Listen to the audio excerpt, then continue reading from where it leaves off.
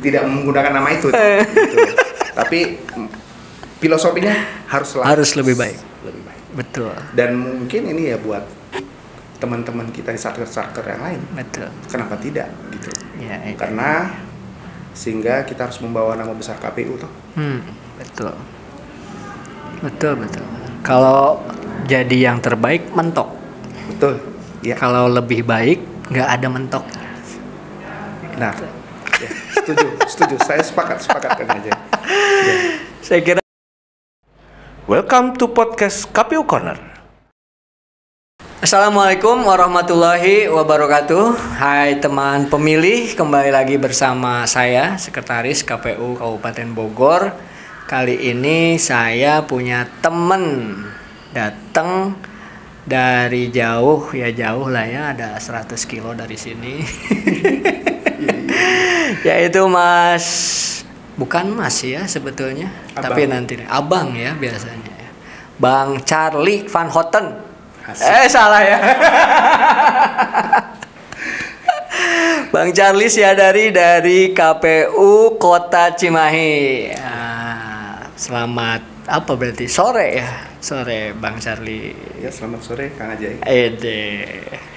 Kita kok agak formal gitu ya. Formal. Biasa aja padahal.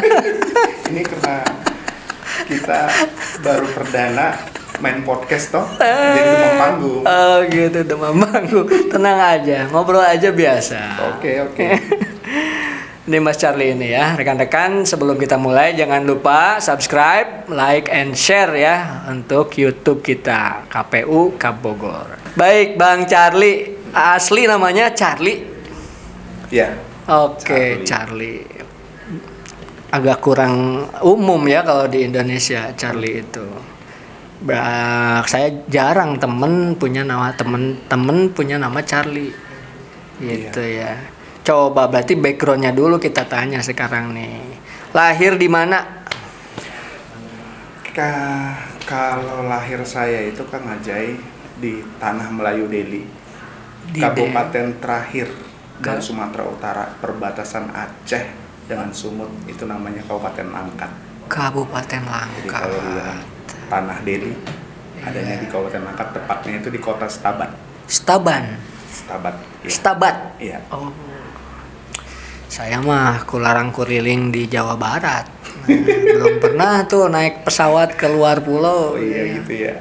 Deli Langkat ya. Langkat ya. Kalau ada pahlawan nasional Tengku Amir Hamzah. Tengku Amir Hamzah itu salah satu penulis sastra ya. Ya, itu. Kalau mungkin Kang Ajay pernah tahu lagi, di wilayah kita itu terkenal dengan Tuan Guru Babu Salam. Babu Salam. Ya, itu tepatnya di Kecamatan Besitang. Ya. Oke. Ya memang kurang familiar ya dengan kami ya di Sunda, di Cimahi ya. Tapi nanti saya tanya yang itu. Lahir di Kabupaten Langkat. Iya.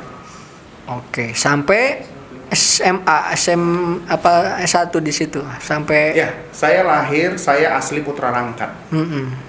Asli Putra Langkat, lahir di Langkat, SD, SMP dan SMA di Langkat, tepatnya di Kecamatan Stabat. Iya, Stabat. Yang salah satu itu Stabat itu adalah memang ibu kota Kabupaten Langkat. Oh, iya. Nah, dan kuliah saya ke Jakarta. Ke Jakarta, merantau. Tahun 97 Kang Ajay. 97. Saya lulus SMA 97 dan saya lulus UMPTN 97. Oh. Tepatnya ke IKIP Jakarta dulu namanya. IKIP Jakarta. Nah, sekarang Universitas Negeri Jakarta. Ambil jurusan? Nah, kalau masalah jurusan nih Kang Ajay agak unik ya. Jurusan saya itu teknik. Ya, teknik sipil. Teknik sipil. Karena IKIP kan kesannya ke pendidikan ya. Betul. Kalau istilah jurusannya kita dulu tuh zaman saya itu pendidikan teknik bangunan. Oh. Sebenarnya persiapannya itu untuk guru-guru STM. Guru-guru SMK ya kalau sekarang betul. ya. Kalau istilah dulu STM ya, kalau sekarang tuh SMK. Gitu. Jadi SPD dong. Ya, Oh. S1 saya SPD. Magisternya MTR, sepeda motor jadinya SPD MTR. Kalau magister saya itu ngambilnya manajemen administrasi publik ya. Oh, MAP. Iya, kalau dari Universitas Krisdiwi Upayana. Dwi Upayana. Iya. Oh. Kalau yang saya ingat salah satunya itu Profesor Hamdan Julpa. Hamdan Julpa, ketua MK ya. Iya. Oh, gitu. Mantap. Di Jakarta juga itu? Iya, tepatnya itu di Jatiwaringin. Oke. Salah satu kampus swasta tertua ya di Jakarta. Di Jakarta. Mama saya seorang guru SD. Iya. Termasuk guru pertama ya. Ketika Kabupaten Langkat itu baru, sebelum kabupaten, masih dulu bersatu dengan Kabupaten Binjai namanya. Binjai. Jadi tahun 74 kita sudah berada di, orang tua saya sudah mengabdi menjadi guru di Stabat. Stabat ya. Oke, lalu tersesat menjadi PNS KPU. Gimana ceritanya ada? Tersesat apa memang dari lulus kuliah pengen langsung ke mengabdi jadi birokrat gitu di KPU? Gimana coba? Ceritanya itu panjang ya Kang Ajay. Saya 97 masuk Universitas Negeri Jakarta, tahun 98 mahasiswa bergerak. Untuk jadi aktivis reformasi. Juga nih reformasi ya? Iya, boleh dikatakan seperti itu Kang Ajay. Makanya saya kuliah agak lama, hampir 7 tahun. Gitu ya? Sudah ketemu surat cinta ya. Surat cinta dari dekan dan surat cinta dari kampung juga, karena keasikan berorganisasi. Iya. Ya. Setelah itu saya menjalani kuliah. Kalau ditanya awalnya saya PNS itu, saya masuk PNS di KPU itu Februari 2009. Iya. Seangkatan kita. Oh gitu kan? Iya. Oh iya. Seangkatan kita. Ya, PNS-nya ya? Iya. Tapi kalau Kang Ajay kan sudah. Saya honor dulu. Oh, sudah duluan mengabdi ya? Tapi masuk reguler 2009 itu sama. Cuman bagi saya KPU tidaklah asing sebenarnya Kang Ajay. Karena ketika masih selesai reformasi 98, masuk ke 99, mulai ada reformasi, salah satunya KPU itu kan reformasi. Iya, betul. Produk reformasi ya. Saya sudah bergelut di dunia KIPP. Ya, pernah di KIPP juga? Pernah. Jadi pemantau dulu ya? Iya, betul. Dulu ya kita masih anak-anak mahasiswa, masih idealis, belum tahu, pokoknya disuruh ayo bergabung, kita bergabung. Tapi makanya saya bilang, setelah saya ke KPU ini tidak asing sebenarnya. Tidak asing karena saya berpikirnya, oh ini loh salah satu kemarin tuntutan kita di zaman era 98. Iya. Salah satunya adalah bagaimana negara ini punya lembaga pemilihan yang independen. Gitu kira-kira. Jadi setelah lulus kuliah memang aktif di organisasi kemahasiswaan lah ya, begitu. Lalu bergabung dengan KIPP juga gitu ya. Jadi itu benang merahnya sampai menjadi PNS. Betul. KPU begitu ya. Penempatan awal di mana dulu? Kalau penempatan awal tuh Kang Ajay ya, saya di KPU Kabupaten Nias. KPU Kabupaten Nias. Pada saat itu Nias itu masih 2 kabupaten. Di tahun 2009 itu masih Kabupaten Nias dan Kabupaten Nias Selatan. Oh, induk dan DOB ya? Betul. Jadi saya di induknya, Kabupaten Nias. Oh iya, oke. Yang kantornya itu tepatnya di ibu kotanya ya, di Gunung Stoli. Walaupun saat ini sudah mekar ya, menjadi 5 kabupaten kota di satu pulau Nias itu. Itu penempatan saya dari 2009 sampai akhir 2012, November kalau tidak salah ingat saya. November 2012. 2012 selesai di Nias, mutasi ke? Saya mutasi ke KPU Kepulauan Seribu. Kepulauan Seribu, masih pulau juga ya, tapi di dekat Jakarta ya. Bedanya dari Provinsi Sumut Kabupaten Nias, masuk ke Provinsi DKI, ke Kepulauan Seribu, tetap kepulauan. Makanya kalau teman-teman di Jakarta dari pulau ke pulau katanya. Gitu. Jadi dari pulau ke pulau. Jadi kalau melihat latar belakang ketika saat ini saya di Cimahi, ini wilayah daratan pertama yang saya alami. Benar, daratan pertama Kang Ajay. Nggak lihat laut ya sekarang. Jadi lihatnya gunung-gunung gitu. Jadi kalau dulu zaman mahasiswa, kalau udah mau naik gunung, kita kan suka itu Jumat sore atau Jumat malam berangkat naik gunung. Ya, wilayah ke Jawa Barat ini. Itu Kang Ajay. Oke, sampai akhirnya kemarin dilantik jadi sekretaris di Cimahi tahun 2021.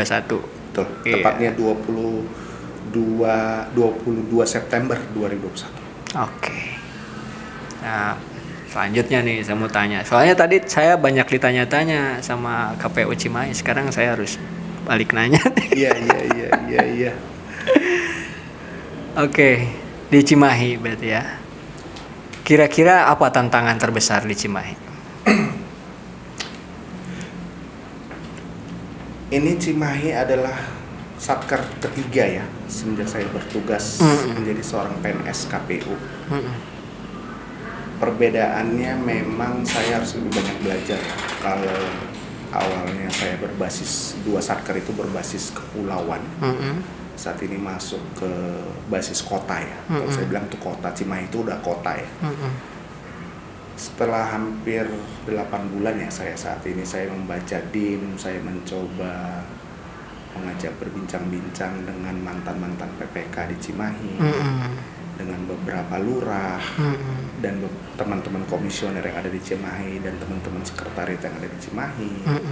Begitu juga terkadang saya membangun hubungan dengan Kesbang di Cimahi. Tantangannya itu yang pertama di Cimahi itu terakhir 2019 itu adalah gudang logistik ya, tantangannya itu ya. Karena mungkin Cimahi itu wilayah padat penduduk, dan kalau melihat dari geografisnya bahwa 60% adalah tanah TNI. Iya, jadi betul. 40% itu tanah masyarakat, di mana 40% ini masih terbagi lagi tanah pemerintah kota. Itu baru. Yang kedua, tantangan DIM-nya itu yang saya analisa adalah tempat titik kampanye. Iya, betul, karena ruang terbukanya terbatas ya. Ya. Yang ketiga itu adalah TPS, Kang Ajay.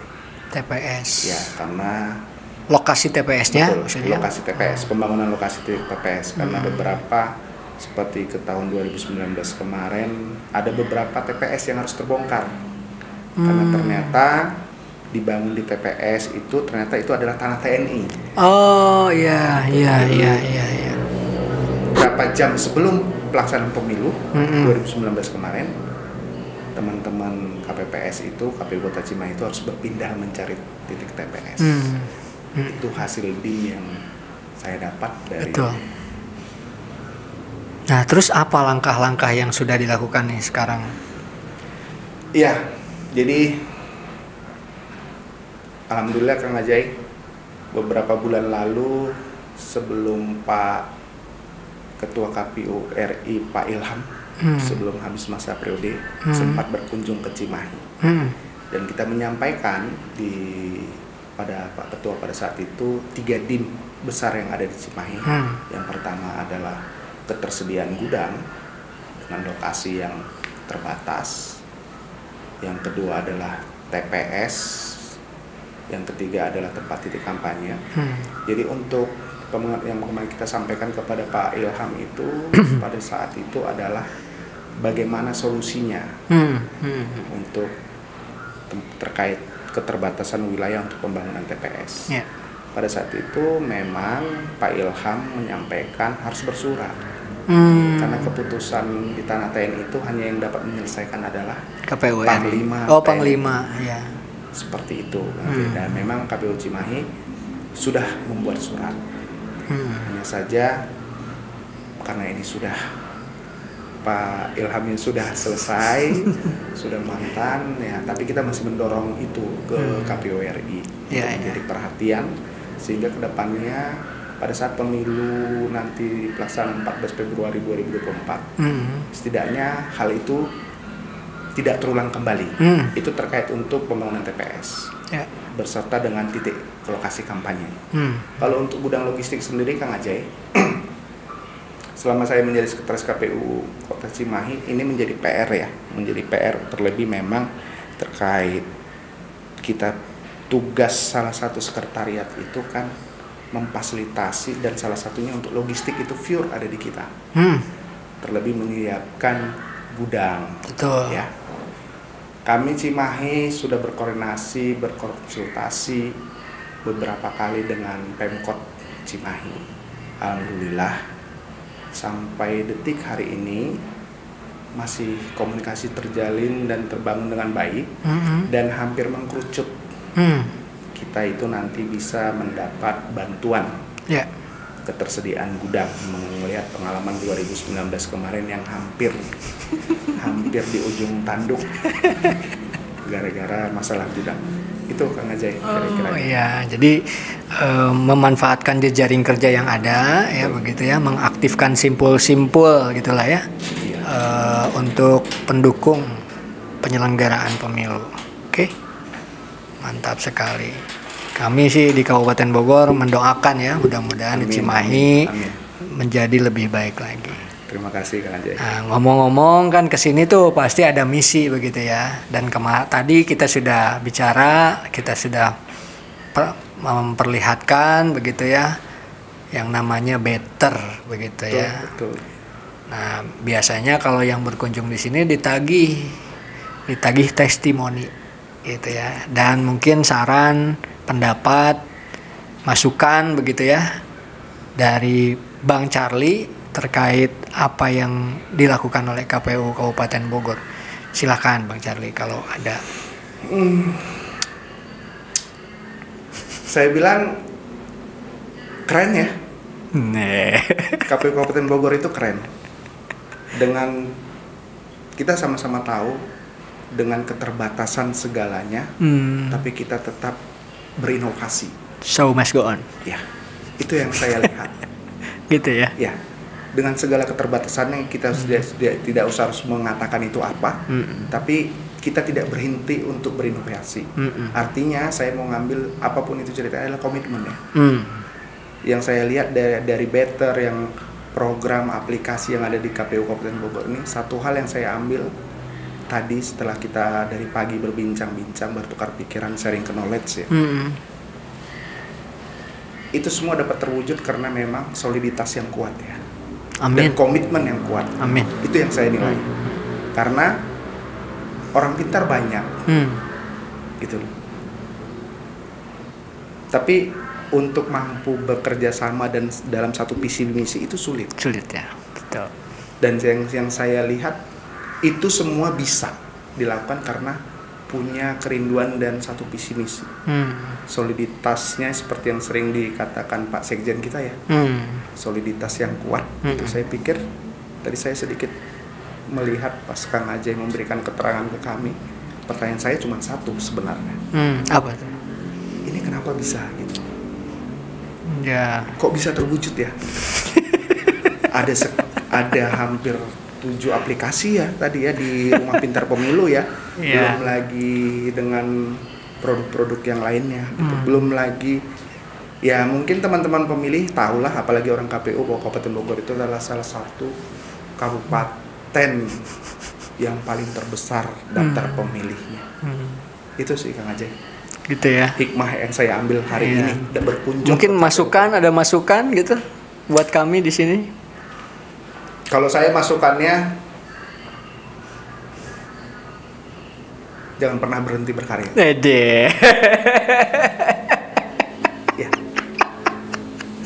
Jadi di mellow. Ya itu real. Gitu ya. Saya real aja.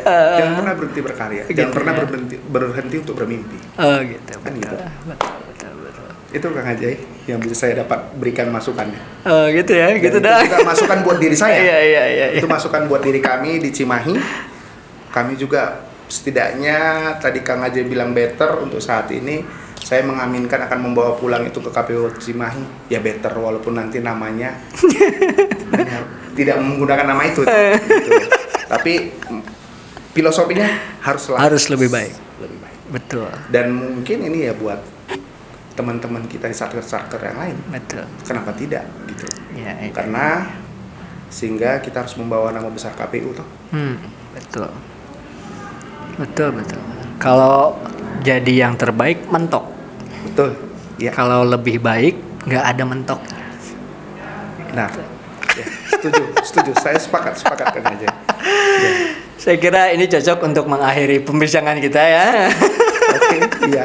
Jadi intinya mungkin kita sama-sama punya harapan ke depan kita tuh jadi penyelenggara yang lebih baik lagi. Dan itu jadi komitmen kita bersama. Siap. Sedikit klise tapi memang itu yang kita inginkan, gitu ya. Yang kita cintakan. Baik teman pemilih, kayaknya jangan terlalu lama, nanti nggak penasaran. Mudah-mudahan balik lagi ke sini nanti bisa, atau kami juga nanti main-main ke Kota Cimahi dengan Bang Charlie Siadari. Jadi saya tahu sekarang langkat. Demikian saya Asep Azhar Hidayatullah dan Charlie Siadari mengucapkan terima kasih. Wassalamualaikum warahmatullahi wabarakatuh. Kita akhiri dengan hand code better B. Nih. B. Oke.